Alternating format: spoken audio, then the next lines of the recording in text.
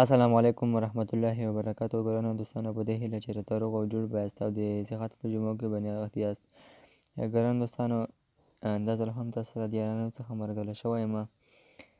دوستانو، موږ په دې ویډیو کې تاسو سره د جنسي لارښود په نامه یعنې داسې ویډیو جوړوو تاسو ته ښایسته معلومات درکوو، په دې هیله چې د خوښې وړ به مو وګرځي. دوستانو، که چېرته زموږ یوټیوب چینل تاسو نه وي سبسکرایب کړی، نو زموږ یوټیوب چینل تاسو سبسکرایب کړئ او په څنګ کې ګنټه نښان هم ووایئ، تر څو زموږ ویډیو تاسو ته اول در ورسیږي. ویډیو درسره لایک او شیر کړئ. راځو ویډیو شروع کوو. د جنسي قوت د ډیریدو یوناني نسخې. اول، هره ورځ 15 عدد جنغوزي خوړل جنسي قوت ډیروي. دویم، په شیدو کې د شاتو خوړل معنی او سپورم ډیروي.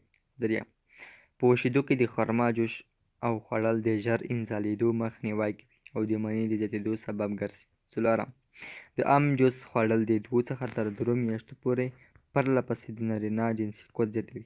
پنځم، د جما څخه وروسته په شیدو کې یوه کڅوغه د غوا غوړي واچوئ او د 5 ادم بادام سره یې وخورئ.